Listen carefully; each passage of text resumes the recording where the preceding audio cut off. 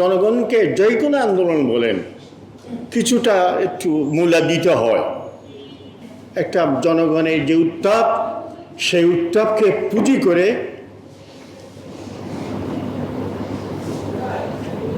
আপনার বৈষম্য একটা মুখরোচক শব্দ দিয়ে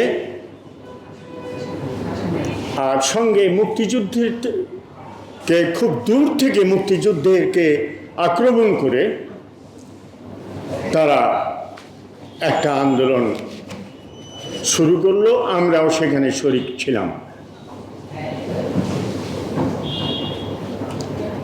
মুক্তিযুদ্ধকে এইভাবে তারা করেছে, তারা একটা শব্দ সেখানে করেছে, কোটা বিরোধী।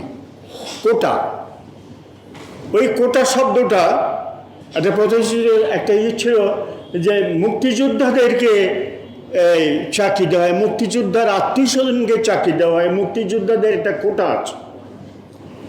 এমনভাবে জিনিসটা তারা মোবাইলে প্রচার করেছে যে যত চাকরি আছে সব বোধ হয় কোটার মধ্যে দিয়ে মুক্তিযুদ্ধরাই নিয়ে যাচ্ছে। নামো কারণ জনগণকে যে কোনো আন্দোলন বলেন কিছুটা একটু মূল্য দিতে হয়।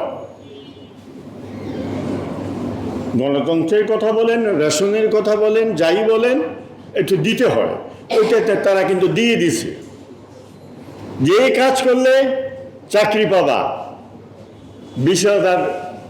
20 লাখ টাকা লাগবে না, সব ওরা নিয়ে যাচ্ছে। মোনালিসা হেভি ফ্লো 15 পিস প্যাকেটের সাথে 8 পিসের একটি প্যাকেট একদম ফ্রি। যাই হোক,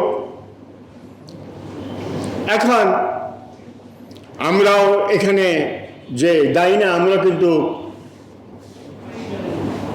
সমস্ত এই যে আন্দোলনে 20,000 লোক আহত হয়েছে, বেসরকারিভাবে 1200 লোক মরেছে, শহীদ হয়েছেন এবং অন্ধ হয়েছে, পঙ্গু হয়েছে 3,000 লোক।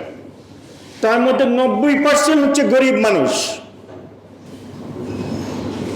তারা দেখেছে আমরা চাকরি পাবো, গণতন্ত্র আসবে, কিন্তু দুঃখের বিষয় এই 1 বছর যে গেল সবচেয়ে বেশি ক্ষতিগ্রস্ত হয়েছে এই দেশের সাধারণ মানুষ। 10 লক্ষ লোকের চাকরি নেই। এখন হাসপাতালে খবর আমরা অনেকেই রাখি না, হাসপাতালে বাইপাস করে দিতেছে, সেলাই কাটতে বলে যান, ওইদিকে যান, কারণ ওই রুগীর চাপ একটা কাটলেই তো 5 লাখ। যাই হোক, এখন এত কিছুর পরে আমাদের বাম আমরা এখানে গত 1 বছরে আন্দোলন কিন্তু জমাতে পারিনি বা তৈরি করতে পারিনি। একটা উল্লেখযোগ্য আন্দোলন করেছি, রোড মার্চ।